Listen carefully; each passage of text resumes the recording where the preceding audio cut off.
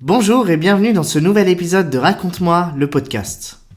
Aujourd'hui, je vous invite à prendre vos appareils photo et n'oubliez pas vos carnets de voyage. On s'en va pour un tour du monde en compagnie de Thomas, un passionné de voyage. Accueillons-le, mais juste avant, jingle.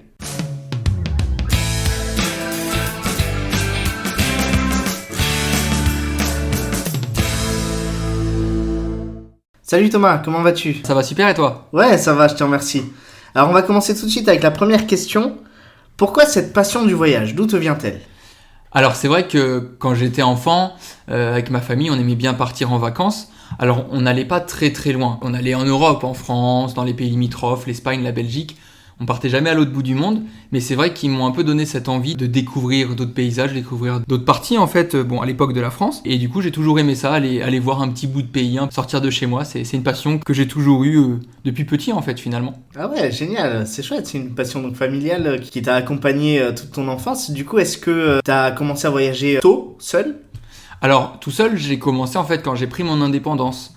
Donc j'ai quitté le domicile de mes parents quand j'avais 18 ans, je suis parti à Bordeaux pour faire mes études et c'est là où j'ai commencé à voyager un petit peu plus loin. Par exemple, j'ai pris l'avion pour la première fois, j'avais 18 ans, pas avant. Avec mes parents, on n'avait jamais pris l'avion. D'accord. Donc c'est à ce moment-là finalement que m'est venue cette envie de partir un petit peu plus loin, de découvrir d'autres horizons. Chouette. Ah ben c'est génial. Et il nous tarde d'en entendre davantage et tu vas nous en dire plus du coup sur les destinations où tu as été. Alors du coup justement, on y est. Où as-tu eu l'occasion de voyager ? Alors, j'ai fait pas mal de destinations proches en Europe. Je suis parti en Grèce, je suis parti en Italie, en Espagne, au Portugal. J'ai fait l'Angleterre, la Belgique, l'Allemagne, la Suisse, et puis j'en oublie sûrement. Et c'est vrai que déjà, rien que le fait de découvrir les pays autour de nous, ça crée déjà un immense sentiment de liberté de pouvoir voyager comme ça. Même si c'est pas des destinations ultra lointaines, ça fait toujours plaisir. Et puis j'ai eu la chance aussi de partir dans des destinations un petit peu plus exotiques, un petit peu plus loin. Je suis parti donc en Asie, j'ai fait la Chine, j'ai fait le Japon. Je suis parti aussi au Moyen-Orient. J'ai eu la chance de faire la Turquie, les Émirats Arabes Unis, j'ai visité Dubaï. Donc c'est vraiment des mondes totalement différents du nôtre. Ah, j'imagine. J'ai fait un petit peu l'Afrique du Nord aussi, j'ai fait le Maroc et l'Algérie. Et après, le continent américain, j'ai fait l'Amérique du Nord, j'ai fait les États-Unis et le Canada. Et en Amérique centrale, j'ai eu la chance d'aller au Costa Rica. Donc c'est vraiment les destinations un peu les plus éloignées que j'ai pu faire jusqu'à maintenant. Ah ouais, c'est quand même un sacré petit tour du monde que tu as pu faire, qui a permis de brasser plein de paysages et plein de destinations différentes. C'est intéressant aussi de voir que c'est aussi pas mal allé en Europe. Finalement, quand on pense voyage, on peut aussi facilement penser des destinations assez exotiques, assez lointaines comme tu l'évoquais. Mais finalement, c'est vrai qu'autour de nous, on a aussi des destinations qui sont très intéressantes à découvrir et à appréhender quand on commence par exemple le voyage ou quoi. Oui, tout à fait. C'est une chance unique de pouvoir visiter ces pays proches d'une façon assez facile, puisque seulement avec notre carte d'identité, on a accès à tous les pays de l'Union européenne. Et ça, c'est quand même une chance qu'on a par rapport à d'autres pays du monde. Ou même aller faire des îles, comme par exemple, je pense aux Canaries, à Madère, qui sont des îles qui font partie de l'Union européenne et qui du coup sont accessibles assez facilement. Et c'est vrai que le dépaysement, il reste total quand tu fais ces destinations-là. Oui, tu m'étonnes. Ah ben c'est chouette. Alors en ce qui concerne ces destinations auxquelles tu as été, la plupart du temps, tu y as été plutôt seul ou avec des potes peut-être ? Eh bien ça dépend. Il y a des destinations que j'ai fait tout seul, principalement les destinations proches en fait, les destinations européennes. Là, ça me dérange pas du tout de partir une journée, 2 jours, 3 jours tout seul. Mais c'est vrai que les destinations les plus éloignées, souvent, je les fais en groupe. La Chine, par exemple, j'y suis allé parce que mon cousin vit là-bas, donc je l'ai retrouvé là-bas. Le Japon, je suis parti avec des amis. États-Unis et Canada, je suis parti avec des amis. Sauf une fois où je suis retourné au Canada tout seul parce que j'ai des amis qui vivent au Canada. Et donc, du coup, j'y suis allé tout seul pour aller les voir. Après, j'ai un binôme de voyage. J'ai fait quelques voyages avec un ami. On a fait le Costa Rica ensemble, Madère et le Portugal. Et c'est vrai que le fait d'avoir des amis comme ça avec qui tu peux voyager, déjà, t'es pas tout seul, donc c'est agréable. Et puis du coup, tu partages ces bons moments avec quelqu'un. Et c'est vrai que c'est passionnant, c'est agréable de pouvoir passer ces bons moments. Ah, génial. Ah ben c'est chouette. Et du coup, de ton expérience, est-ce que tu préfères les voyages où tu vas en solo, où tu peux aller à ton rythme, etc. Ou est-ce que justement ce côté y aller entre potes avec un groupe ou même juste en binôme, c'est une saveur particulière que tu préfères ? Eh bien, tout dépend de l'état d'esprit dans lequel j'y vais au final. Parce qu'il y a des destinations qu'on fait dans l'objectif de faire le maximum de choses en un minimum de temps. Les destinations où je vais aller une journée, 2 jours, 3 jours, j'ai envie de rentabiliser mon voyage, j'ai envie de voir le maximum de choses. Et c'est vrai que dans ces moments-là, je vais peut-être préférer être tout seul pour pas avoir le poids d'un groupe entre guillemets et le fait de pouvoir avancer comme je veux, de pouvoir marcher comme je veux, ou repartir avec quelqu'un qui partage ça aussi et qui a pas peur de marcher longtemps, de marcher beaucoup dans la journée, d'être fatigué le soir pour faire le maximum de choses dans la journée ou les 2 jours ou les 3 jours que font le voyage. Après, c'est vrai que les voyages un peu plus éloignés qui durent souvent un petit peu plus longtemps, là, je vais plutôt préférer être accompagné soit par ma famille, soit par mes amis, puisque passer 2 semaines, 3 semaines à l'étranger tout seul, ça peut devenir un petit peu long, lassant au final. Donc c'est vrai que la distance du voyage, la longueur du voyage et le format dans lequel j'ai envie de faire le voyage va beaucoup définir si je préfère être seul ou accompagné. Mais en tout cas, les deux me vont et j'ai pas du tout peur de partir tout seul, je l'ai fait plein de fois. Ah, c'est chouette. Ok, donc c'est un ensemble de plein de paramètres qui vont finalement faire en sorte que tu préfères l'un ou l'autre, mais finalement t'aimes les deux et ça fait une belle complémentarité tout ça. Tout à fait. Alors tu parlais justement du fait que tu aimais bien quand tu vas sur une petite durée de temps faire plein de choses et voir plein de choses. Ça m'amène à une autre question. Quel genre de voyageur es-tu en règle générale ? Est-ce que tu es vraiment organisé ? Est-ce que tu préfères la culture, plutôt les paysages ? Est-ce que tu t'intéresses aux coutumes locales peut-être ? Quel genre de voyageur tu es ? Au final, tout dépend de la destination. Je vais prendre 2 exemples qui vraiment n'ont rien à voir et c'est pour comprendre justement qu'en fonction de la destination, le voyageur que je suis est totalement différent. Quand j'ai fait la Chine, j'y allais vraiment pour une découverte culturelle, découvrir un autre monde, découvrir une autre façon de fonctionner. Et j'y suis allé vraiment du coup là en mode découverte de la culture, découverte aussi de l'architecture qui est totalement différente là-bas. Et par exemple, un autre exemple que j'ai, c'est le Costa Rica. Donc voilà, rien à voir à l'autre bout du monde par rapport à la Chine.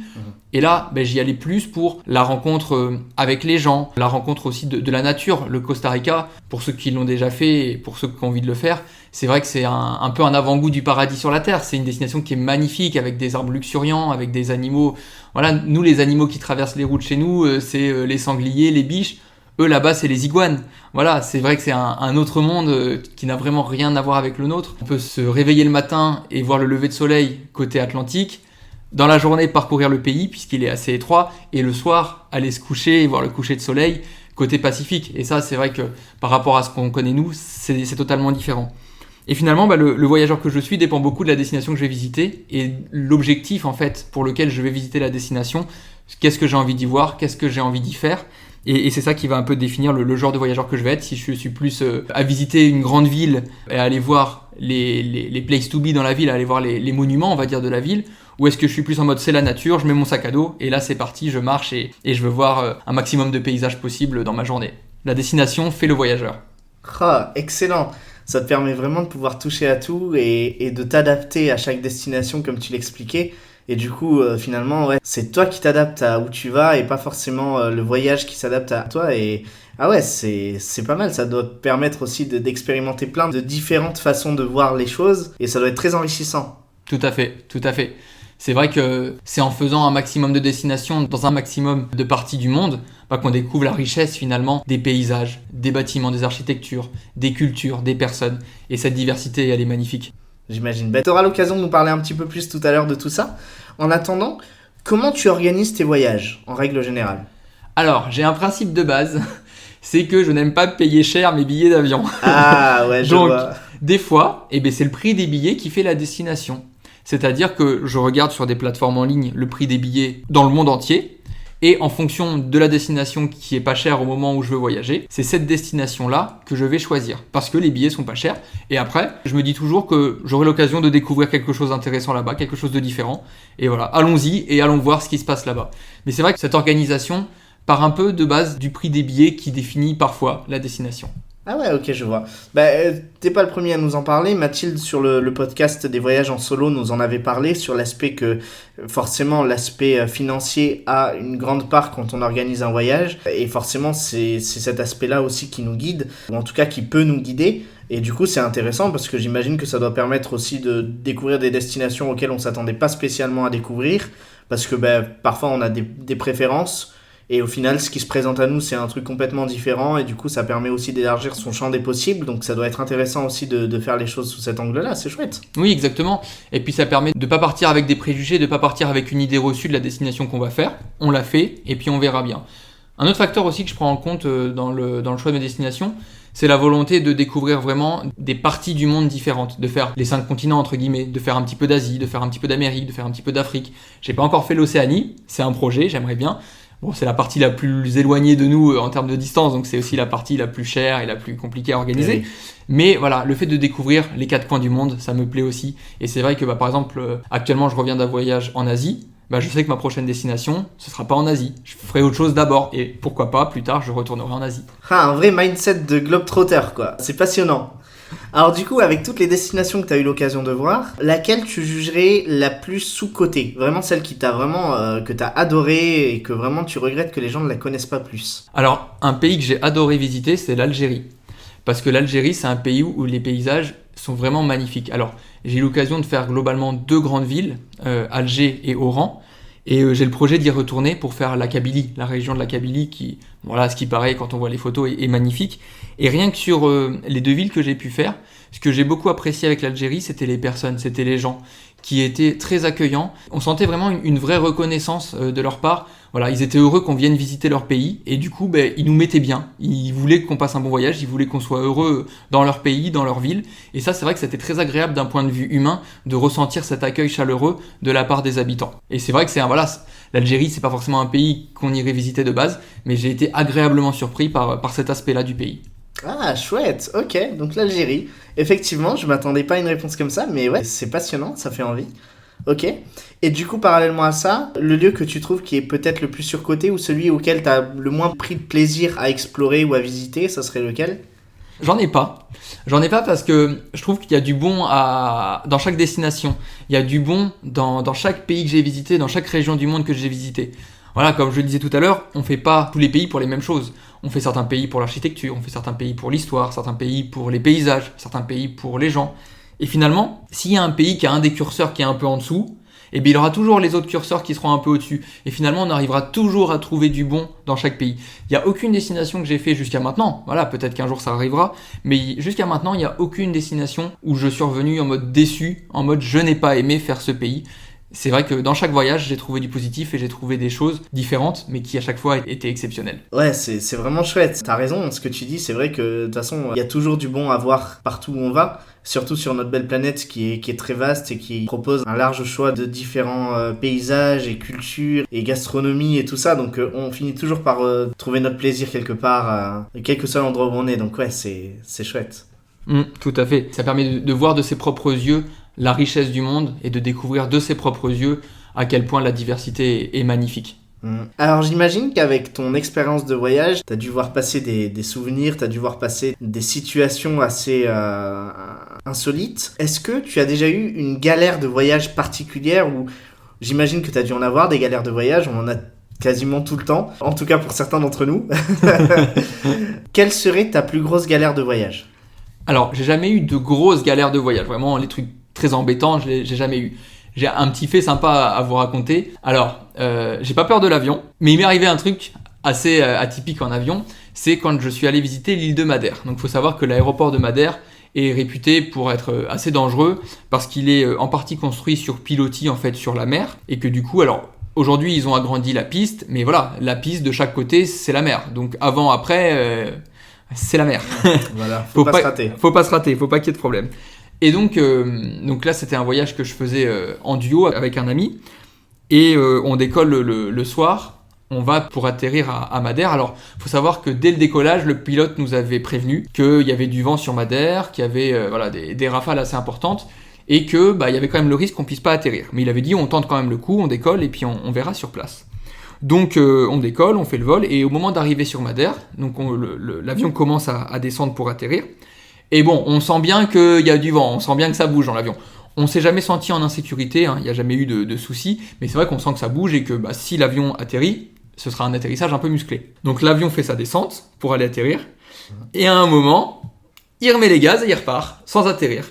Et là, le pilote, du coup, prend le micro et nous dit « Bon, je suis désolé, mais je peux pas atterrir. La tempête est trop forte.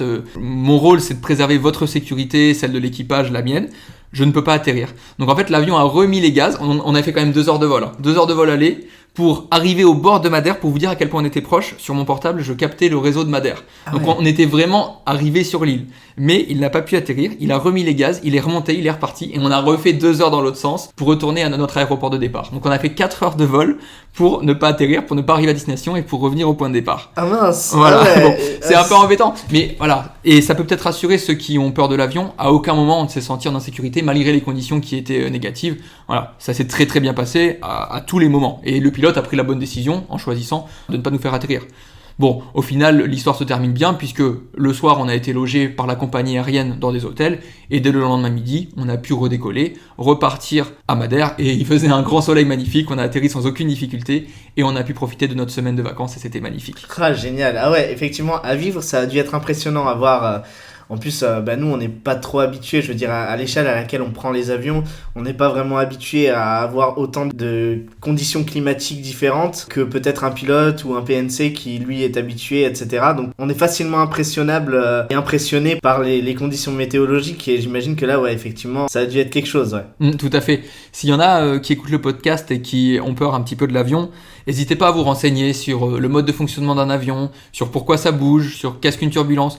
Finalement, c'est le fait d'en savoir le maximum sur le fonctionnement des avions, d'avoir un maximum d'informations qui permet d'éliminer les peurs en fait et qui permet de se rendre compte qu'on ne risque pas grand-chose. Alors évidemment, c'est toujours dommageable quand on est dans le cas sur 1 million où il y a un problème, mais quand on nous dit que l'avion est le moyen de transport le plus sûr, c'est vrai. C'est juste que quand il y a un problème, malheureusement, souvent ça a des conséquences assez graves, mais ça reste le moyen le plus sûr. Et quand ça bouge, un avion, finalement, c'est pas grave du tout, c'est fait pour ça. Et voilà, le fait de s'informer permet de ne pas avoir peur et permet de prendre l'avion à volonté sans avoir peur. Ouais, et puis c'est vrai, j'avais vu aussi quelque part qu'en général en avion, on ressent les secousses et les perturbations beaucoup plus intensifiées que ce qu'elles ne sont en réalité.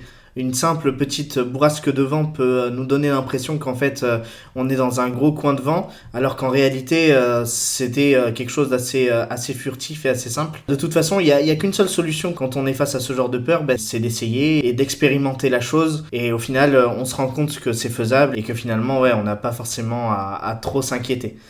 Voilà, c'était le petit quart d'heure, petit conseil. Exactement.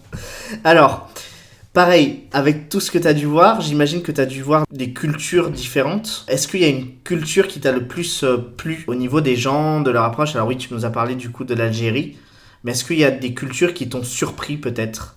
Alors, les cultures qui m'ont surpris, si je puis dire, c'est les cultures asiatiques. Elles m'ont surpris dans le sens où leur mode de fonctionnement, leur façon de vivre est tellement différente de ce que nous on connaît en Occident, que cette découverte finalement, elle est vraiment importante. Ça n'a rien à voir finalement avec ce qu'on connaît nous.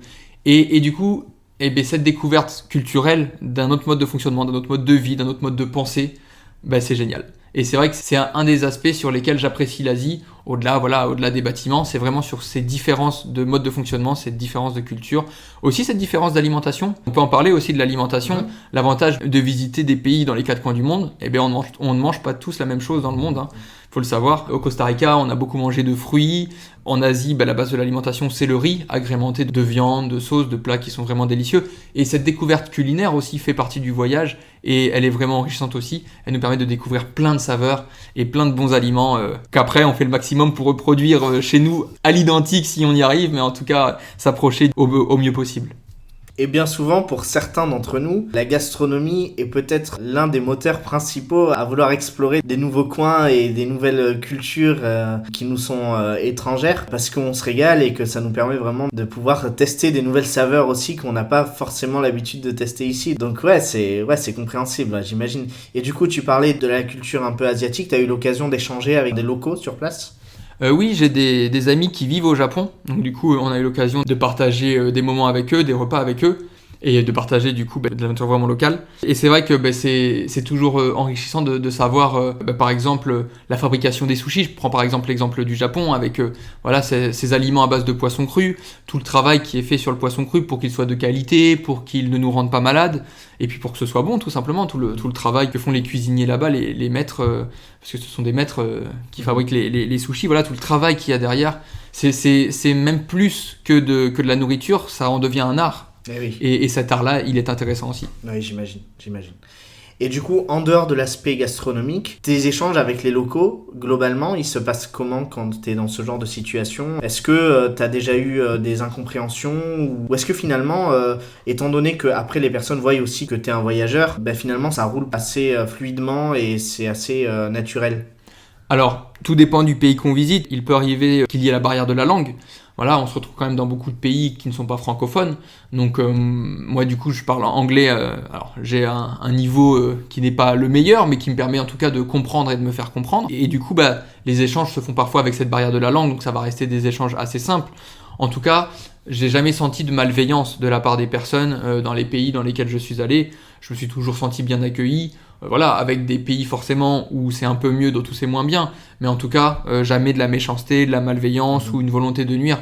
C'est vrai que quand on arrive en tant que touriste, c'est vrai que des fois les personnes locales nous identifient quand même à des touristes, hein, voilà. Mais c'est pas pour autant qu'ils vont nous traiter différemment, qu'ils vont nous traiter mal, qu'ils vont essayer de nous arnaquer. Loin de là, finalement, les gens sont assez bienveillants dans les différentes destinations que j'ai fait. Et à chaque fois, je me suis senti quand même bien accueilli et mis en confiance dans la destination dans laquelle j'étais. Ok, ouais, c'est chouette. Tant mieux, c'est bien si tu as pu expérimenter ce genre d'expériences qui sont très enrichissantes. Et niveau sécurité, du coup, alors, on garde en tête le paramètre que tu es un homme et que du coup, j'imagine que peut-être certains endroits pourraient être différents si c'était une femme qui voyageait, peut-être, ou peut-être pas, tu vas nous le dire.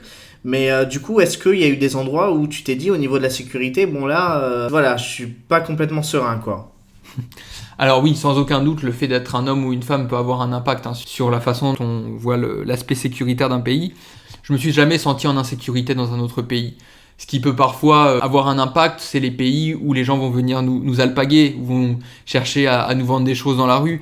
Et en fonction de notre caractère, en fonction de notre état d'esprit, c'est vrai que ça peut être assez pesant. Il y a des personnes, quand elles partent en vacances, ont envie tout simplement de profiter, entre guillemets, d'avoir la paix. C'est aussi un moment pour eux, pour profiter, passer du bon temps, se vider la tête, se vider l'esprit. Et c'est vrai que, bon, voilà, avoir tout le temps des gens autour de nous qui cherchent à nous parler, qui cherchent à entrer en contact avec nous, ça peut être pesant.